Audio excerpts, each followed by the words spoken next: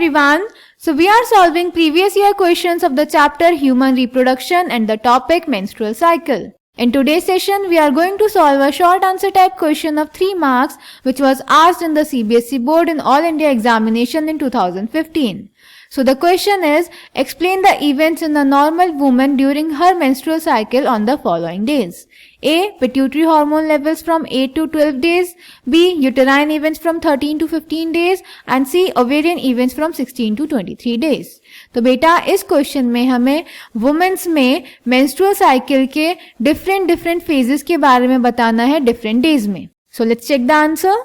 तो बेटा ए पार्ट में हमें बताना था पिट्यूटरी हार्मोन के लेवल्स के बारे में फ्रॉम 8 टू 12 डेज. तो बेटा 8 टू 12 डेज के टाइम पे फॉलिकुलर डेवलपमेंट चल रहा होता है, यानी फॉलिकुलर फेज चल रहा होता है. तो एलएच और एफएसएच का जो सिक्रीशन होता है वो धीरे धीरे इंक्रीज करता है, जिससे फॉलिकुलर डेवलपमेंट होता है और उस वजह से फॉलिकल से रिलीज होता है oestrogen. Clear? So A part, the secretion of gonadotropins, that is LH and FSH, increases gradually during the follicular phase and stimulates follicular development as well as secretion of estrogens by the growing follicles. Then B part, uterine events from 13 to 15 days.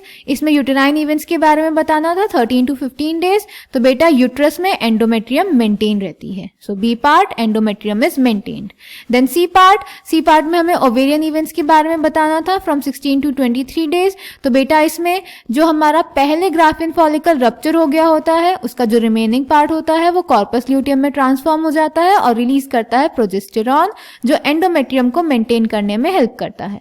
Clear? So C part, the remaining parts of the graphene follicle transform as the corpus luteum. The corpus luteum secretes large amounts of progesterone, which is essential for maintenance of the endometrium.